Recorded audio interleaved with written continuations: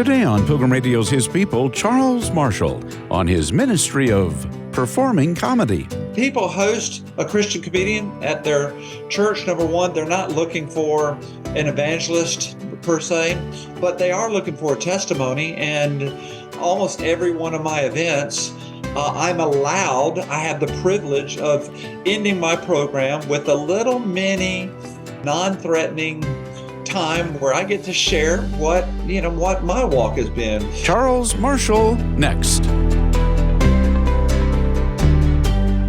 At first blush, the words Christian and comedian may seem a bit contradictory, like they don't quite go together. Today's guest will quickly dispel that thought. Charles Marshall is an author, motivational speaker, and yes, a Christian comedian. Spencer Dahlke is with him to find out more. I wanted to start off and just ask a little bit about your work and how you got started in comedy. Well, the quick answer is that I didn't have any marketable skills like you, Spencer. If you have a college degree and you're smart, the world is open. But if you don't and you're not, then you have to go into comedy. But in all sincerity, it's a very intentional thing. I was in the corporate world, and my dream was to be a singer-songwriter, contemporary Christian music in churches, and I lived in Georgia, and I was traveling in just the Southeast. I did a little bit up in the Midwest, but I started having a lot of trouble with my singing voice. I had some reflux that was burning my vocal cords. So I thought, where I was praying about it, I'm thinking, what on earth am I going to do? Where am I going to go with this? I was already a comedic kind of guy. I was doing bits, if you will, in between the songs. So I started leaning more and more heavily on that. I remember one time, just for the fun of it, before I had even any thought of being a stand-up comedian, Seinfeld was popular at the time. This was the end of the 90s, and I asked an event. I was doing a singles, I think it was a Christmas banquet at a big church in Atlanta, and I asked the singles pastor, I said, can I just take 10, 15 minutes and do a little like stand-up comedy? And I wrote it the night before. So I wrote a bit about losing my hair and did it. And it went fabulously. It was great. And I just tucked that away and said, okay, awesome. But then my voice got worse and worse. And so I thought I would just start trying to market myself as a Christian comedian, and it turned out to be vastly more successful than the music was. Music, you age out. Our society favors young, good-looking musicians. And I was getting to be neither. I was already not one, but I was running out of the other. So in 97, I think it was, I recorded my first comedy DVD only like 6 months after I started doing comedy. I did a whole comedy special, recorded a whole multi-camera thing on a big stage that helped launch me where I am today. Yeah, you did mention you really like telling stories before the interview. How do you weave in stories into your act? I love that. I don't think of it as weaving in at all. I think of the story as my foundation. And upon that, if I'm doing motivational speaking, I'm going to take that opportunity to have fun, because I like to think of myself as a fun person. So when I'm doing motivational speaking, the story sets the stage for the point that I'm about to make. The story draws you in. And quite frankly, I can't understand why every speaker on the planet, including preachers, don't grab a hold of this, because there is no resistance to a good story. Listen, I've checked into a hotel before. There are subjects I'm not even interested in. I popped on the TV to do some ironing, and I thought, you know what? I got to run down to the front desk, and I'm trying to leave the room, but I can't, because somebody started a story Discovery Channel, they started into some story and I'm stuck. I can't resist the story. So I think we're made that way. We're living stories and we are living out stories. And I think that connects with people. So when you start telling a story, if it's good, if it has points, you got to bring your A game, you're going to connect with people. And for me, speaking is all about connecting. And with comedy, I mentioned the motivational speaking. With comedy, when I'm just doing a comedy night in a church, which I love to do. Back in my early comedy, I did bits, and I still do bits. But now I love the funny story, probably very much influenced by a lady named Jeannie Robertson. Have you ever heard of Jeannie Robertson before? She was an older humorous speaker. She just passed away a couple of years ago.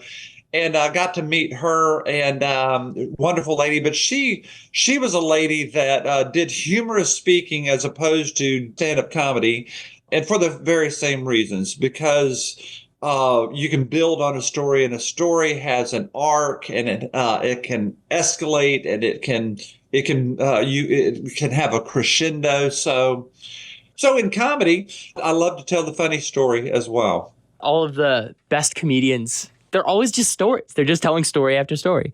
Right. In the bits. The lovely thing about that is that it can't be stolen from you. A bit, somebody can steal a bit. And that happens in comedy, unfortunately, especially with younger comedians. That is a taboo thing. You're never supposed to do somebody else's material. The saying is, if you want to do somebody else's material, become an actor. I saw on your profile that you do acting as well. To become an actor, you're saying other people's lines. Great, but if you're going to be a stand-up comedian, you got that's a form of self-expression. So the great thing about a story in comedy is that is unique to you. Somebody might be able to take a line or two out of it, but they can't take your story because you lived it. So how many years have you been doing comedy now? If I hadn't already spoiled the joke, I would say, I haven't done it yet. I'm about to start. Or something like that. I already told you I started in 97. Wow. So what is that? That's 28 years? But I have no plans to stop because it's jumping out of an airplane. It's riding on the back of a bull. It's people say, ask me at this age, when are you going to retire? Why on earth will you retire from this gig? As long as people will have me, I'm going to keep on speaking, performing, and writing. What does it take to be a comedian, I guess? Do you ever get self-conscious?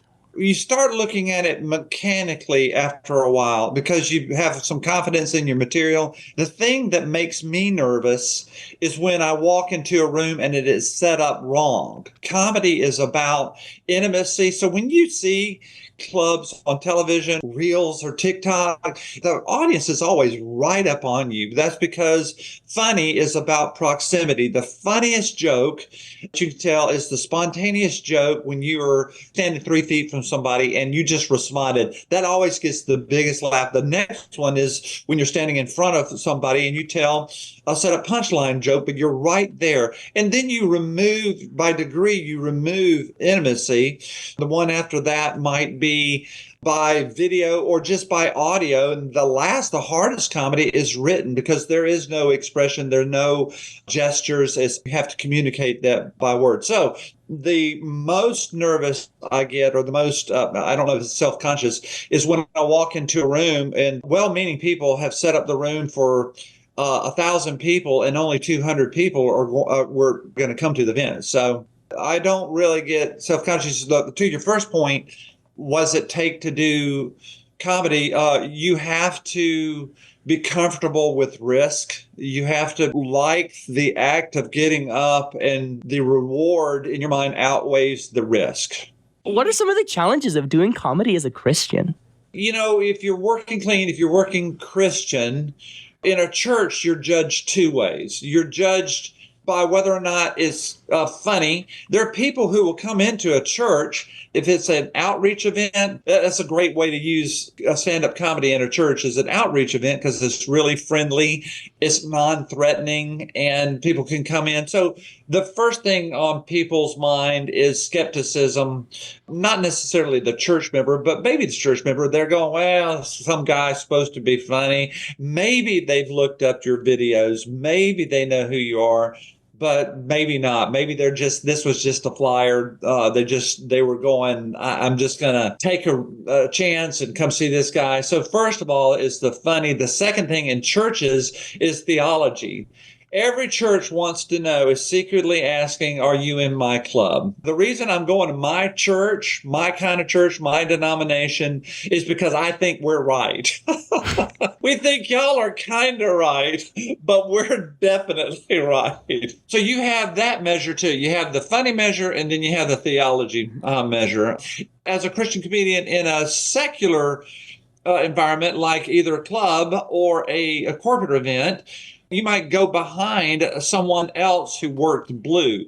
Blue is a term that means cussing or profanity. Once your crowd is acclimated to that, anything else seems less. Often a comedian will supplement a weak punchline with the F-bomb. It gives a little extra gas, but if you listen to the line, it's not that great of a line. Some people, that's just their personality, and I'm not trying to grade them according to my standards, but when I do comedy clean, I don't do dirty humor or use profanity in my personal life, so I'm not going to use it in public. That's just who I am. So the challenge is having that perspective accepted. I'm wondering what your thoughts are about the use of vulgarity, a lot of it in a lot of these comedians. And like you mentioned, sometimes maybe the punchline is not very good. I've heard a lot of reporting from, friends that have done stories on comedy that say these sorts of things. Do you think that that is the result of a comedian making a bad joke?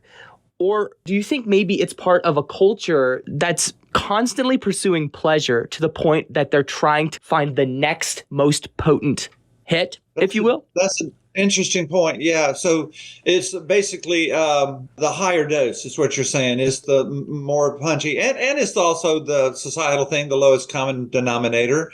If I wasn't faith-based, if I wasn't a Christian, of course, that's who I would be. Of course, I would probably take that route because I would be expressing who I am, and you draw from who you are. But there have been some tremendously successful comedians who work blue or work with all the profanity, and there have been some successful comedians who haven't. But yeah, I like to see a world where there was less. Yeah, it spoils it for me a little bit when I'm watching. I'm going, all right, man, I want to listen to this guy, and he's just dropping a lot. In another way, I'm going, phew, he used profanity. I don't have to worry about him for competition.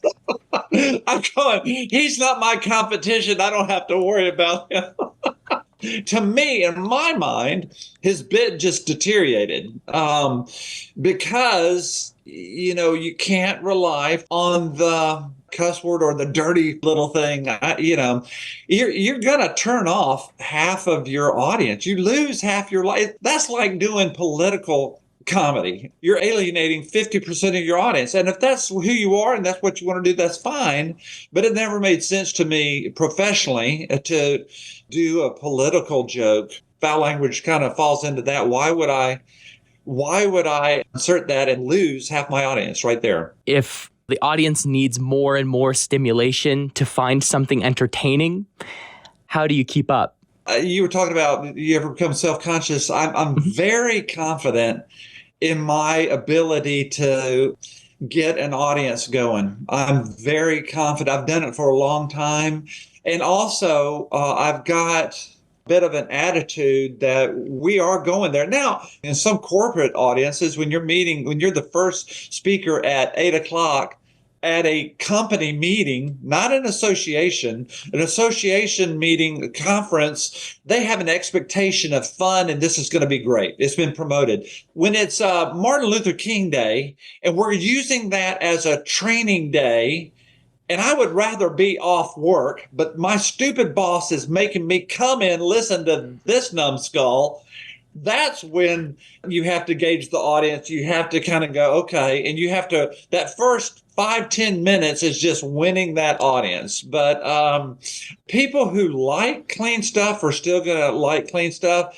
But I think your question speaks more to if your audience is becoming more and more jaded or more and more. I think you have to be original and you have to have something to say. I'll tell you one joke that I did. My wife and I have been married 36 years. We don't not get along about much, but this is one thing we don't get along about. I have you intrigued now, don't I, Spencer? You're going, okay, I want to know. Are you about to ruin your marriage on my interview? That would be awesome, Charles. So, one thing, or we disagree on, is who wrote this joke. I love this joke. I remember when the joke was written. My wife thinks she wrote it. I think I wrote it. The joke is just this. We've been married 36 years, and a lot of people come up and ask us what our secret to a successful marriage is. After 36 years, people do that. You're like the older couple in church now. And I hesitate saying it now because it sounds like I'm being preachy or I'm wagging my finger.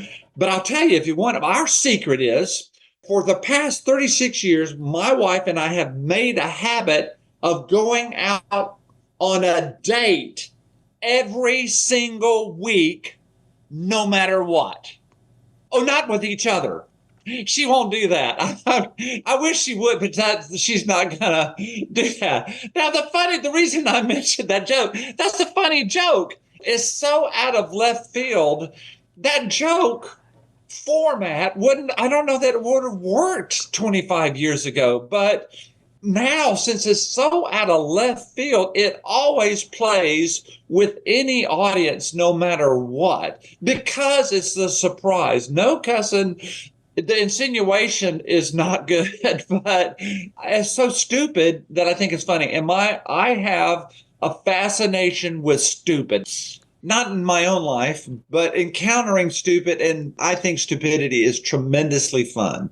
Unless it's on a text support phone call. Then it's no fun at all. What have you learned about humanity? And maybe more importantly, what have you learned about God from doing comedy?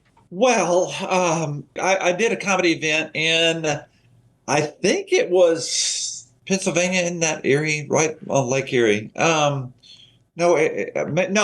was in New York. It was somewhere up there. And it was originally planned as a college and career event, but they said, we're going to open this up to the entire church. And so they had it on campus, and it was well attended. It went great. They were so kind. Not everybody does this, and it's not necessary. I don't need this, but they prepared a green room for me. And in the green room was a bowl of fruit. There was just a huge basket of any kind of snack imaginable. There was just all these soft drinks, water, and just tons of stuff. And I was never going to have all that. I was never going to put a dent in it. So I talked to the Signals pastor afterwards. I said, I have an idea. Why don't we just go in the green? Why don't we bring everybody into the green room, have a party, and we'll share all these snacks. They would love it. College career people are always hungry. Why don't we bring them in and give them something, and we can just hang out? About midway, the Signals pastor did something awesome. He goes, guys, we have a full-time comedian here that has made a ministry out of comedy. It would be a great chance. Charles has agreed to answer questions. And one of the questions they asked was very similar to the one you're asking. You asked, what have I learned? And he said, what is the most important element doing ministry? You could expand that to being a business owner, or to being self-employed, or being a comedian. I don't know if you do this, Spencer, or not, but when somebody asks me something just well above my pay grade, I'm going like this. I'm doing the secret praying. I'm going, dear Lord, please give me wisdom right now, because I have no idea how to answer this question. So that's what I was doing. And it just came to me. I said one word: desperation. Desperation is way underrated. Desperation is a relationship with God, in my point of view, is about knowing that you have the need and falling on your face and going, not just when you give your life to the Lord in an altar call or in church, or somebody challenges you and will you pray with me, Lord, please come into my life. No, I mean, not just for the hereafter prayer, but for the here and now, an ongoing realization that you don't have, apart from God, you don't have what it takes. You're not going to make it.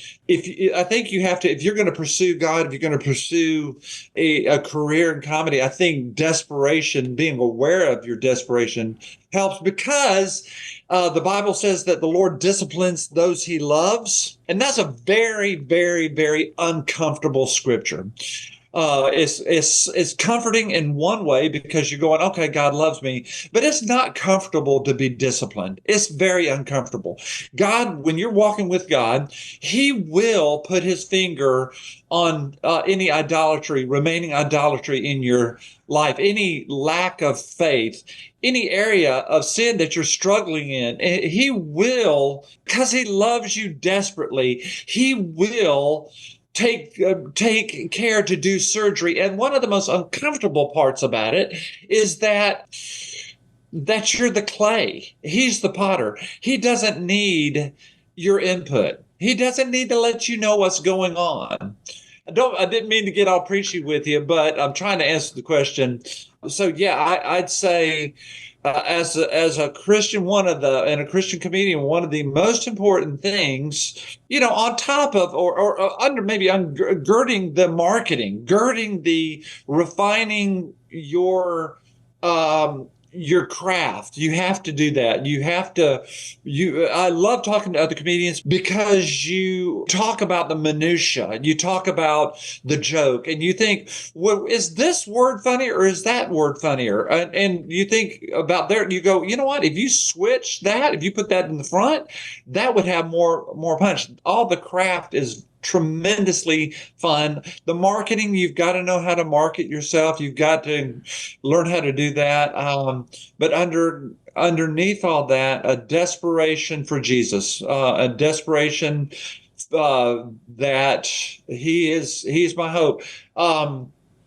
The Psalm 46:1 says, "The Lord is my refuge and strength and ever-present help in trouble." And when you're working for yourself, when you do comedy for a career, you're always in trouble. And this is a part you might be interested in too. Somebody always is hating your guts. You gotta be. I'm never okay with that, but you got to learn to be more okay with it. Let me ask you this, Spencer. Have you experienced that just doing this show? Have you experienced just people just going, I don't agree with this. Just thinking that you are the devil's spawn just because you woke up that day. Have you ever experienced any of that in your writing? I know you do writing as well. Have you ever experienced any of that? I got to be honest. I have been blessed not yet to experience very much of that. Well, what do you have do you have an active social media thing going? Not very much. Okay, once you enter that, they're going to find you. It's social media, and they find you. And social media, you'll notice when you're driving behind or in front of a jerk on the interstate, I find it's easy to say, look at that. Look at that idiot. But when you pull alongside them and you see it's just a older lady and she's doing her best, it's hard to face, it's hard to have that attitude. And social media just removed that aspect. We're no longer face to face and you can talk at people all the time. And so I do clean stuff and I do nice stuff, and still people will be angry. I'll tell you, one of my biggest videos is it viral?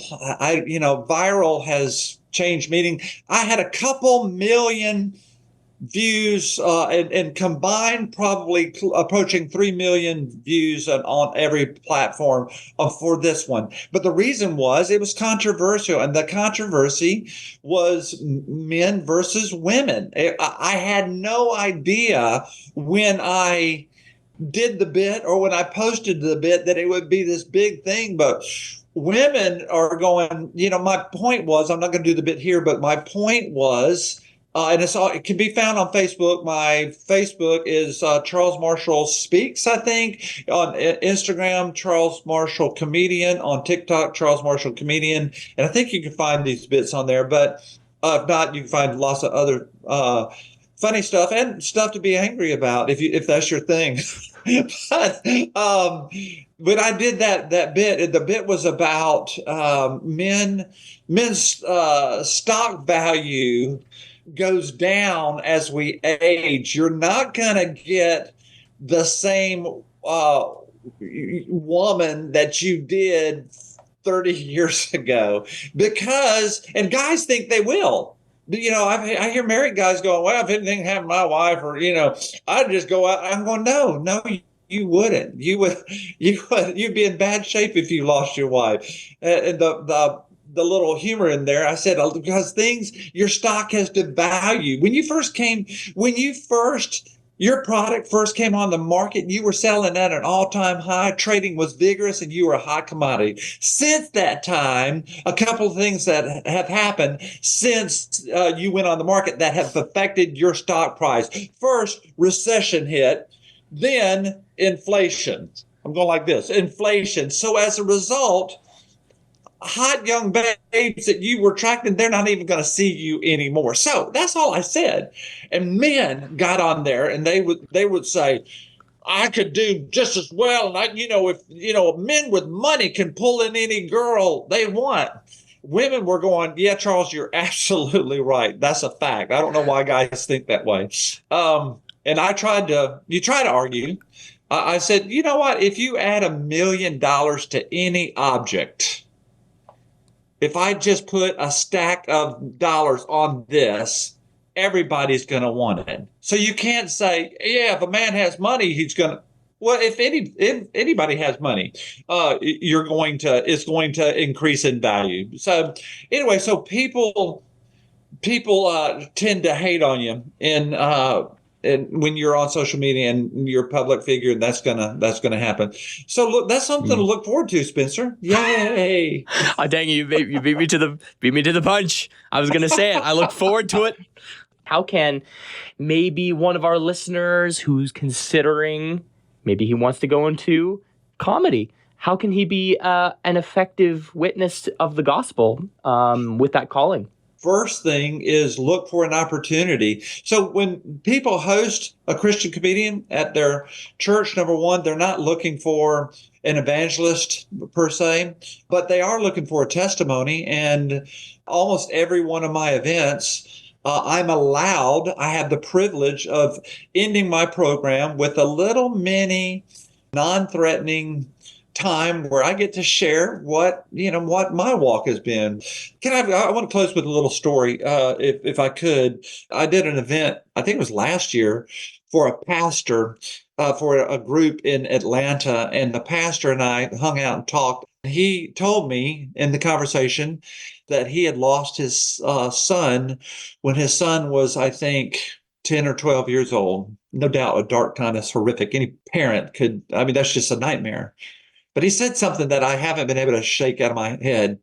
This pastor was the principal of a Christian school, and he's having to go to work every day and see all these other kids, but not his son. The thing that he said next continues to go around and around in my head. Most people in that situation would say, why? And they bring up the question, kind and loving God versus pain in the world. How can you reconcile those two things? And that's the principal problem that most people have with God. But this guy said, nobody can ever tell me that God doesn't love me. I'm like, connect those dots for me. What do you mean?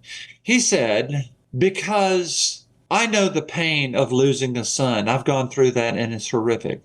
And God did that voluntarily for me, for my sake. When I was nothing, when I was rebelling against God, when I didn't care about God, God gave his own son for me. That was impactful and continues to challenge me If somebody intended to be a Christian comedian, there are a lot of things to know, a lot of ways to do it, but keeping grounded in Jesus is a great way to start, I think. You've been listening to His People on Pilgrim Radio. Many thanks to our guest, author and Christian comedian Charles Marshall. Go to charlesmarshall.net. Coming up on tomorrow's program, it's Bob and Linda Loddick helping Christians live financially free. We weren't born with a silver spoon. No. We are not the ones who are going to come with the self-righteous, like, we got it all figured out, because we have been there, we have been through the stuff, but we will come and give God glory because He wants to invade all of our finances. And we've seen it in our lives. We've seen it in so many of our students' lives that's the one thing that we want to continue to highlight, that Jesus is able, no matter what your situation is, no matter what your past is. That's tomorrow at this same time, right here on His People. Thanks for listening.